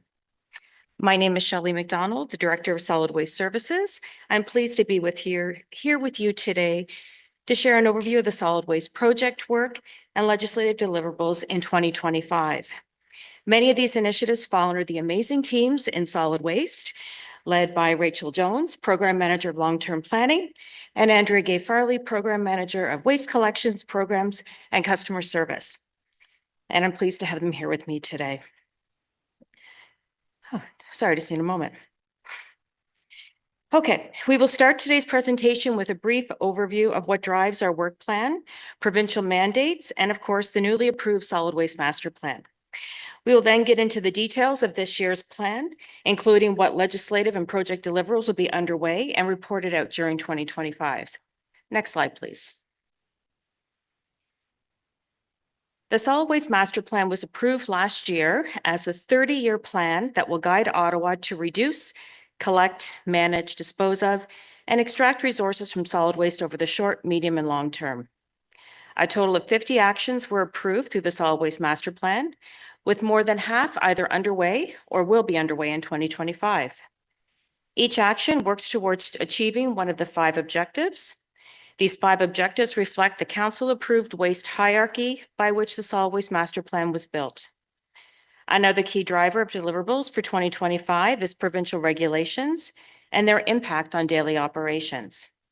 We will continue to comply to regulations and adapt if and when an issue or new regulation arises. We are regularly engaged with the ministry and, as a matter of fact, had a successful annual inspection completed a couple of weeks ago. While safety and compliance remains a priority for landfill operations and management, we're also facing a large change in how our recycling services will be delivered. Today, we'll identify which sectors are being impacted by IPR and how we plan to update this committee on our services to ensure minimal disruption to residents throughout this transition. Next slide, please. Given the complex nature and intricacies between solid waste project work and legislative deliverables, and to clearly show how the deliverables this year either link to one another or support the waste plan, we have categorized each item into one of 4 themes: maximizing space and planning for the future of our landfill, exploring technologies for the future of waste management in Ottawa, responding to provincial mandates, and reporting on progress and celebrating achievements. The following 4 slides will break down each category and the associated items for each. As a reminder, some of these items will be seeking council's approval, while others are merely to provide an update on the ongoing project work. Next slide, please. The legislative roadmap for 2025 includes reports that focus on maximizing the capacity of the Trail Waste Facility landfill, leveraging existing energy utilization agreements, and presenting long-term opportunities for waste management technologies and landfill gas optimization. The first report for 2025 is the landfill gas utilization agreement extension that was discussed and carried this morning. Later this year, Council will consider the landfill gas management optimization strategy to manage landfill gas and optimize landfill gas outputs as a resource and a potential revenue stream while reducing the city's greenhouse gas contributions. While diverting organics from landfill remains a priority, we know that decomposing organic waste from years of disposal has and continues to produce landfill gas, meaning after a landfill is closed, gas management is still required. Staff will be providing a webinar and a question and answer session to councillors to learn about potential landfill gas options next month, ahead of this report being tabled later this year. As approved in 2023, staff have initiated the environmental assessment for expanding Trail within its current footprint, and an open house will take place in March. While it could take 10 years for expansion approval and implementation, consultations will be completed along the way, and we are committed to providing updates as the project progresses. Maximizing space at the landfill is essential, and as approved through the waste plan, one way to do this is by banning industrial, commercial, and institutional waste at Trail. This ban will begin later this year, and staff are working on a communication strategy to ensure this impacted sector is aware of the ban and advised of the alternative disposal options available to them. Next slide, please. A critical component of the future of solid waste lies within the use of proven technologies.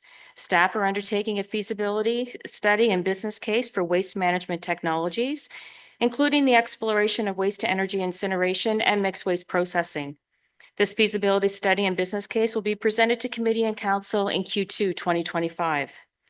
As directed by Council, this report will focus on technologies that are available, in operation, proven for managing and diverting municipal waste from landfills, that meet or exceed all current applicable environmental regulations and align with the city's solid waste master plan. A webinar on Explore Technologies will be provided to members of Council in March, followed by a question and answer session with our technical consultants. In addition to exploring technologies for residual waste management, the city will also consider how to process organic waste this year. Though the current processing contract does not expire for another 5 years, staff will be seeking direction for how organic household waste should be processed post-2030.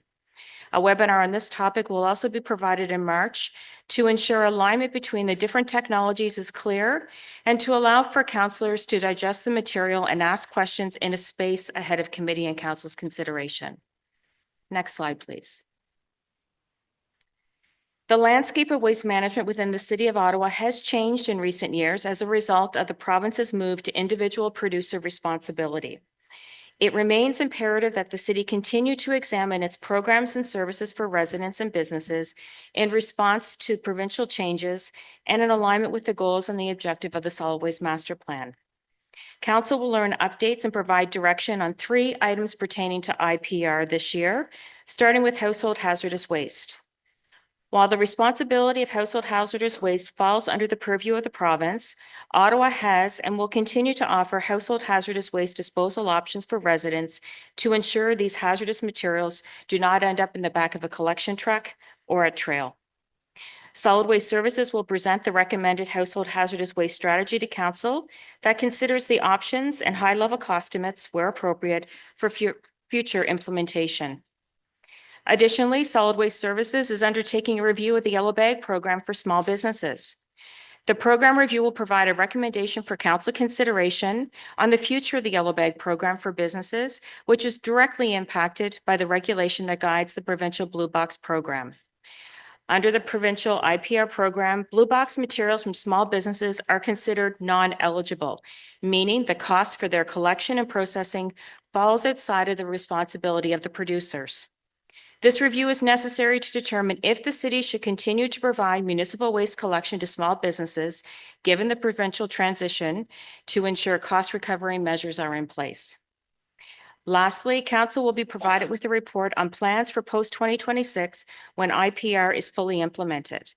The plans for post-2026 Provincial Blue Box Program report will include how recyclable materials that do not fall within the scope of the Provincial Blue Box Program will be collected and diverted from trail. An overview of the communications plan for residents will also be provided to ensure minimal disruption to them while the change in service is taking place. Next slide, please. The last theme is related to reporting on progress and celebrating successes. Within that, we're bringing forward a report that will outline our strategy for providing parks waste collection diversion programs in our parks and public spaces across the city. This has been a huge success with the parks that have had the 3 stream bins installed already. With over 1,300 parks across the city of different sizes offering different amenities, we will be recommending a tailored approach for waste recycling and/or organics collection. It's important for us to remain in contact and provide insight on progress on the many approved action suites under the Solid Waste Master Plan. With new policies to support increasing diversion efforts underway, we will need to communicate on how things are progressing and opportunities for improvement and the overall success. We are gearing up to provide annual updates so that you have the latest information on how our policies and programs are aligning with the vision, goals, and objectives of the Solid Waste Master Plan. Updates on a wide range of projects, including the bulky waste strategy, waste diversion, and city facility strategy, to name a few, will be provided through this report. Later this fall, we'll report on the results of our annual audit for the in-house solid waste service and performance reporting. Next slide, please. And there you have it. the 2025 solid waste anticipated deliverables, 13 items driven by provincial mandates and aligning with the newly approved solid waste master plan. And while numerous items are identified above as deliverables, I want to reiterate that our daily operations and project work also continues, and it ensures Ottawa's residents are serviced safely and efficiently as our priority. Next slide, please. Over the coming weeks and months, solid waste will be a focal point in the community and at committee and council. As shared, we have a lot of amazing work underway and look forward to providing information as each of these items progress. Communications and engagement will be critical, and we look forward to the continued collaboration with residents, stakeholders, and members of Ottawa City Council. We will now welcome any questions that you may have. Thank you. Thank you very much for the presentation and the amount of information, all the work you're doing and the work to come in 2025. It's been a lot this term and a lot more to come this term. So very grateful for that work. I'm not seeing a lot of questions, but I'll just ask a quick one. Oh, Councillor Tierney, go for it. I just want to actually give you thanks and to your team and Andre and the whole crew. With the transition, I think people thought the sky would fall. Clearly, that's not the case. I still think the media have a role in this. It's 3 items. I keep referring to this. People are having a hard time grasping the simple, but whatever. That being said, I just want to thank your crew and Andre specifically. And obviously, we've been chatting a lot on making sure that we're not there to punish. We're there to help. And I think the transition is going quite well at this point. I did have just simple questions. There is a kind of a provincial election going on right now. Do you think with all the choices in the future, I'm still kind of puzzled about what's going to happen with cans and deposits. Are we keeping our finger on the pulse on that situation in the event of a change of provincial government? Does that have any impacts on anything whatsoever? Thank you for the kudos, and I just want to give kudos to all of you for providing insight to your residents regarding the launch of the 3-item limit. Provincial election and impacts to IPR. We are on the last stages of that legislative change with that full impact starting in January of 2026. We are not anticipating any changes, but we are regularly in contact with our colleagues across the province, as well as understanding on any changes or amendments to regulations that may come in order to ensure that we're best positioned to ensure seamless collection for our residents. And if there are opportunities to be engaging with members of council, if we do need to be elevating any issues, we will do so. Right. And I think the question that I think we get sometimes too is just about, are they removing the deposits from the can? Do we know a lot about how they're going to operate this? Because it's kind of a black hole for a lot of us on what they're going to do. And I love the people that come through. I sort specifically all my cans because I love when people come and collect them in the middle of the night, but maybe that won't be the future and we're going to see a big change in patterns. So do you have any comments on that? Thank you through your chair. Thank you for the question. The bottle deposit, let's try 2 separate words there. The bottle deposit program has been put on hold. It did attempt to make a pass through provincial legislation, but did not go anywhere. So there's no further word of that. So your cans and bottles that are not currently have a deposit on them will continue to go in your blue bin and are a blue bin item. Perfect. Thank you. Thank you. And I also, the yellow bag program, obviously, is, have we seen a lot of uptick? I keep reminding people, go see our good friend Shirley at Home Depot. She'll gladly set you up. And is that going well? Are people having a good understanding of that? Yes, it is going extremely well. So we get reports from our colleagues in Rec and Culture on the sale of those items in our recreation facilities, and we are seeing them out on the street. So very happy to see that residents are making use of those if necessary, or aligning with the 3 items. Excellent. And the last question, we've spoken a little bit about the yellow bags. Obviously, Trail Road, people can't just drive in there with their yellow bags and drop them off. Is this something that we're looking at for regional at some point, maybe possibly in the future, for people that miss that every second week and now it's turned into a month where they can, if they're paying for the tipping fee in the yellow bag, is there a possibility of having a East End location drop if people feel that crazy that they can't hold on to it for a couple of weeks? Thank you for that question. So at this point, we could explore that through a review of the yellow bag program. Great. But recognizing having depots in different areas, there are a lot of environmental compliance responsibilities that would be outside of the scope. But certainly we can take away the question regarding the possibilities of the residential yellow bag program. Yeah, even just looking at it, at least we're open to ideas and helping and working with the public. So thank you again for all the work. Thank you for that, Councillor. Councillor Lowe. Thanks, Chair. What was my question? Oh, right. The provincial mandate when it comes to the full transition to IPR eventually, how much input would our city and I guess any municipality in the province have in terms of the way, you know, because we get a lot of questions about things flying around on windy days. Our bins are small, relatively speaking, compared to the amount of recyclables. And now with a lot of home delivery stuff, whether it's just stuff or actual services like meal delivery stuff, there's a lot of material now in people's blue bins and black bins. And so on windy days, it tends to fly around. So there have been, at least for me, a lot of questions about, hey, can we get bigger bins? Can we get bins with lids like the carts and everything, right? These are available for sale at home hardware, hardware stores, not specific to home hardware, but hardware stores. But anyway, is there room for input for, are they listening? Does the province listen to cities? Can we provide input, especially as the transition sort of completes, to make like a certain type of bin default that would be better for our streets? Thank you for the question. So currently, the City of Ottawa participates in a monthly group with other municipalities in order to share perspectives and insights. So then that way information can be provided up in a more collaborative and cohesive manner. On having that collaboration now will continue moving forward. It's certainly something that we have brought forward, wanting residents have provided us feedback of wanting to have bins with lids. Under our bylaw currently, they are able to, it's just that we are not providing them. Andrew, do you want to speak on further collaborative efforts?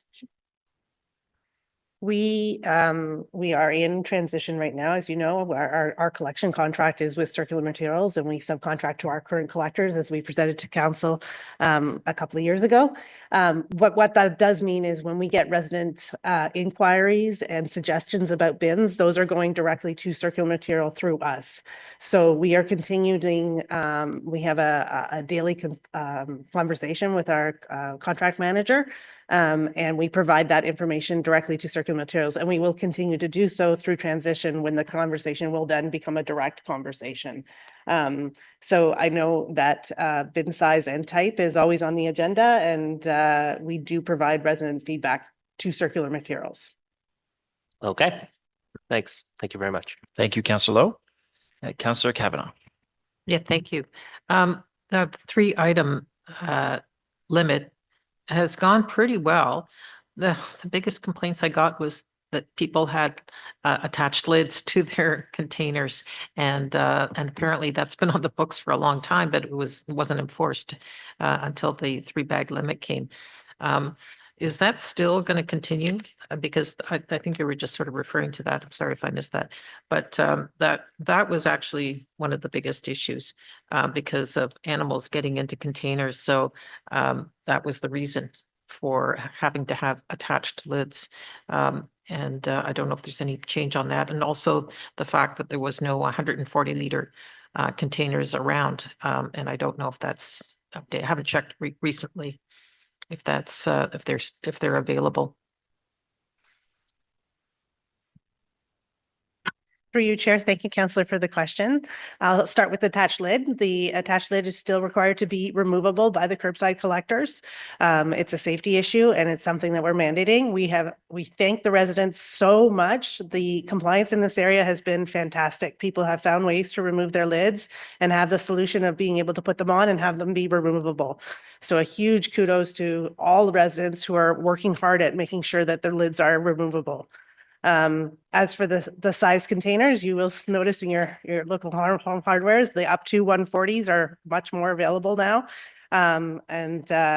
Residents are again doing a great job to make sure that their item limits are within the limits. And we really appreciate it. Okay, thank you. Those were the things that were the sticklers, the 3 items, everybody got it. So that was fine.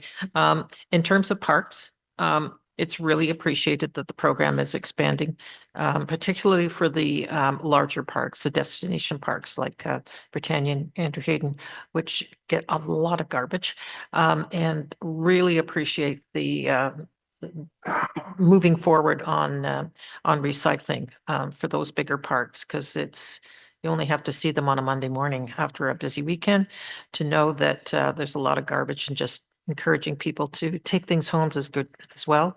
So, but hoping to have more movement on those destination parks. Any comments on that? Thank you for the question. Yes, that'll be part of the strategy that we bring forward this fall. We do recognize that those venues are a large draw for our residents, and as a result, wanting to ensure that we're able to provide the same options that we do in some of our smaller parks. So certainly that will be coming forward with that as part of the Parks and Waste strategy. Thank you. I think it's a good sign that residents are asking for recycling. So appreciate all your efforts. Thank you. Thank you for that, Councillor. I just have a couple of quick questions, and just want to thank you as well for all the work. The first is on the same day collection of the blue and black boxes in coordination with the province and their collector. I think that's been resolved, that this is something that we would see, or hopefully on the same day as someone would put out their garbage, so that we don't have, say, 2 different collection days in 1 week for residents. Thank you for the question. So certainly that is our desire, and we're working closely and hard with Circular Materials, as Andrea mentioned, as well as our collector Miller in this case. Okay. So we'll be reporting back on that. Yeah, that's crucially important, because it would really affect a lot of people if they're having to put it out twice in a week. They already know that day that they're supposed to put it out, and they put everything out at once, and we won't want to change that. So that's crucially important. Thanks for your work so far on that. As soon as we hear back as a confirmation, I'm sure all of council would love to hear that. How is the green bin and multi-res going? That's been a big strategy. I know we've done a lot of work to make that a reality here. How are things going there? Thank you for the question. So yes, onboarding of the green bins and our multi-res properties is progressing well. Those educational assistants who are getting out there and having the conversations with the residents certainly is helpful. So we are progressing with our tier 1 properties, and we are seeing a positive uptake in that. That's great. Good to see. And I know another colleague asked about the parks, and 3 stream and parks remains a big want for a lot of councillors and people that attend our parks. So happy to hear about a forthcoming strategy, more green bins in parks, more three stream wherever possible. So I guess with that, any other further comments or anything else to mention before we end? Not seeing any other councillor questions. Great job. Thank you for all the work and for the work to come this year. So is that received? Okay, great. So we're now moving on to a motion that I had put forward actually in November. So I'm going to pass the chair over to Vice Chair Carr.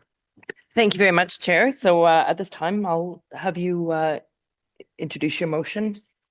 Sure. I'll just read in the therefore be it resolves, because I had done this back in November, but it's that the infrastructure and Water Services Department be directed to explore opportunities for funding, collaboration, and implementation of municipal retrofits internally and with FCM, Hydro Ottawa, Invari, and the federal and provincial governments to ensure alignment of objectives and the best opportunities to benefit the City of Ottawa. 2, that the Infrastructure and Water Services Department be directed to research alternative parameters, including longer-term savings and GHG reductions for the municipality by modification of the payback term to reframe the terms of the energy and GHG reduction program, and that staff report back to Environment and Climate Change Committee by Q3 2025 with recommended funding sources, terms, and associated benefits. So it would be some work to come, and I understand staff are doing some of this in any event at this time, Chair. And I'll just mention, one of the reasons why I'm excited about this motion is that buildings represent a big portion of potential savings and our emissions. And up to this point, staff have done a great job of identifying municipal building retrofits which fit under the current criteria, which is an 8-year payback timeline.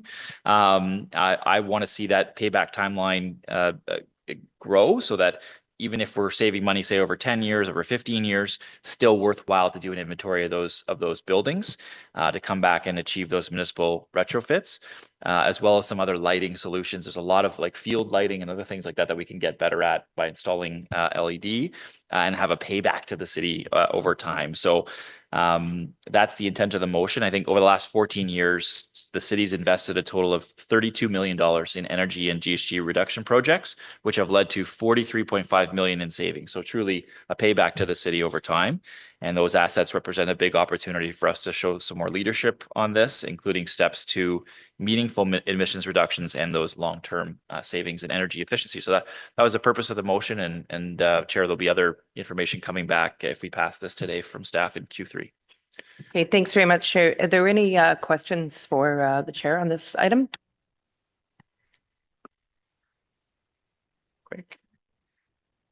Great. Thank you, Chair.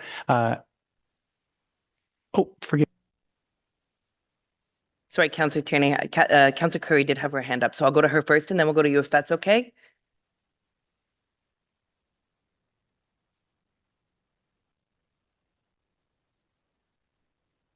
Councillor Carr, can you hear me? Yes, I can.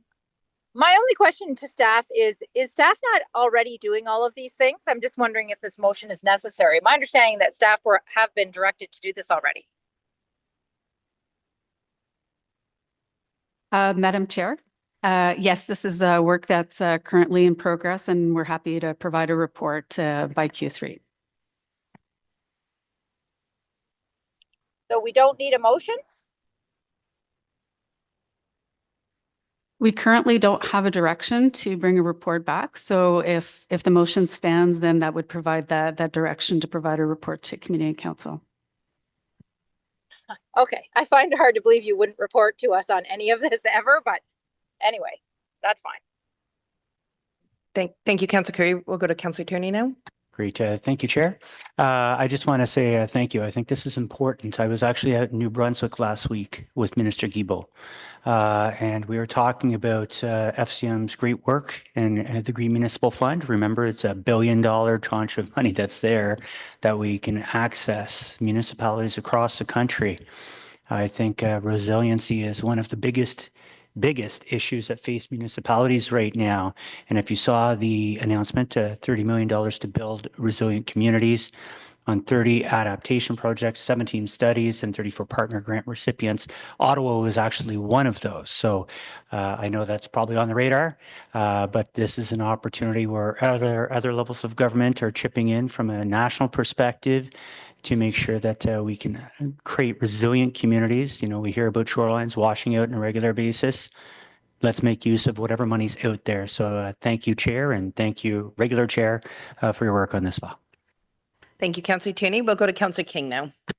Thank you so much, Councillor Carr. And I just wanted to echo what Councillor Tierney had said in terms of supporting this motion. I think it's very important that this motion advances and looks at leveraging a collaborative approach, working with key partners like FCM and Hydro Ottawa locally and Invari, and looking at what other governments could provide in terms of resources to ensure that the evolution of this program continues so that we can meet our commitments, especially since this municipality had declared a climate emergency. So I think it's very important that we continue to look at the more challenging items. We have successfully captured the low-hanging fruit, but as the chair had noted, as we go forward, it's going to be more difficult, and we will have to ensure that we allocate more resources to that task. So just happy to speak in support of this motion, and also for the need, in my mind, for enhanced reporting. I think it does make sense for us to have enhanced reporting on our energy and GHG reduction programs if we are to address this climate emergency with rigor. Thank you so much. Thank you, Councillor King. Councillor Devine. Thank you, Chair. Yeah, just like my colleagues, I just want to voice my support of the motion. And even I appreciate Councillor Curry's question about, the necessity of the motion if staff is already doing the work. And if what this motion does is it gives staff a firm timeline on reporting back, that to me is an accomplishment. I read with considerable envy that the city of Chicago has now converted all 411 of their municipal buildings to renewable energy. So anything that the city of Ottawa can do to begin to catch up, if that puts us on the radar for much needed federal funding, then this kind of motion and getting this kind of work accelerated and public facing is worthwhile. So thank you, Chair. Thank you, Councillor Devine. If there's no further comments or questions, is this motion carried? Carried. Thank you very much, Vice Chair Carr. That's appreciated, and thanks to everyone for their comments and staff's upcoming work on those initiatives. Are there any notices of motion? Okay, seeing none. Any inquiries? I do have an inquiry, Okay. Chair. Councillor King, over to you. So I'd like to express appreciation working with the vice chair on this inquiry concerning salt use on roads, sidewalks, and multiple use paths in Ottawa. There are growing concerns about road salt overuse and the environmental impacts it has from washing into our rivers and creeks and absorbing into groundwater and impacting habitat. Salt also can be damaging to our city's infrastructure. The Ottawa Riverkeeper and Ecology Ottawa have flagged that with an overconcentration of road salt and high levels of chloride found in our water systems, there will be long-term environmental consequences. I'd like to request that staff review the City of Ottawa's salt use with specific attention to its effects on local waterways. Number one, salt management plan. The city has a salt management plan, but it is not a publicly shared document. Can city staff provide an overview of the plan's main components, including how salt use is managed by operators and whether more frequent updates on total salt application can be provided? Please provide specific emphasis of addressing these questions. A, how much salt does the City of Ottawa use each winter? Request data for past 5 winters for comparison. B, how does the city decide when to switch between salt, pre-wetted salt, and grit based on temperature above -10 or below -10? And what, if any, steps do staff take to minimize environmental impact? C, what is the management plan not shared on the city's website? Like, is it readily available in municipalities such as Toronto and Mississauga? D, what steps does the city's public work department take to ensure salt standards are safe and that environment and climate change is considered? E, what steps does the city currently take to properly educate residents on the risks associated with excessive salt use on private property? F, what is the city's budget for de-icing salt grit alternatives? G, are there any locations where salt is not used for environmental reasons? 2, alternative de-icing solutions. In the past, the city has tried alternative methods, including the use of beet juice. This pilot project was ultimately not continued. Can staff share A, what lessons have been learned from previous pilot programs or research on safer alternatives to road salt? B, what factors have prevented wider implementation? C, are there any pilot programs or studies currently exploring the feasibility of alternatives like brining or pickling solutions in Ottawa? 3, OC Transpo salt use. OC Transpo has stated that they work with Public Works on proper salt use. A, how is information shared between departments and what oversight exists to ensure coordination? B, ward offices often receive reports of oversalting by OC Transpo. What factors contribute to this and how is this being addressed? C, how much salt does OC Transpo use each winter? Request data from 5 past winters. And how much money is spent on salt, grit, and de-icing? Budget to be broken down for each category. D, what does OC Transpo apply salt? Where does OC Transpo apply salt? E, what is the threshold for use? When is salt applied? For environmental concerns, oversalting has significant environmental consequences, including long-term damage to waterways, soil, and vegetation. A, what assessments have been done on the environmental impact of current salt use levels and what mitigation strategies are in place? B, how is the city monitoring the impact of road salt on Ottawa's waterways, including rivers, lakes, and groundwater? C, what steps is the city taking to mitigate the impact of salt runoff into waterways? D, is the salt-infused snow at the city's snow dumps filtered as it melts to minimize the amount of salt that goes back into the environment?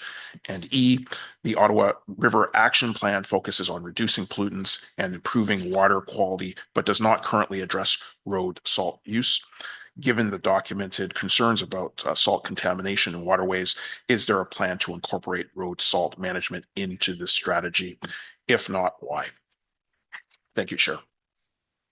Okay, thank you. That I do see a couple just hands up on the inquiry, so happy to take those questions. Great. Real quick, Councillor. I think a lot of this, and this is my 15 years of being a barnacle around here, I know half the questions were never doing the beet juice bedacle again, whatever you want to call it. That was horrible.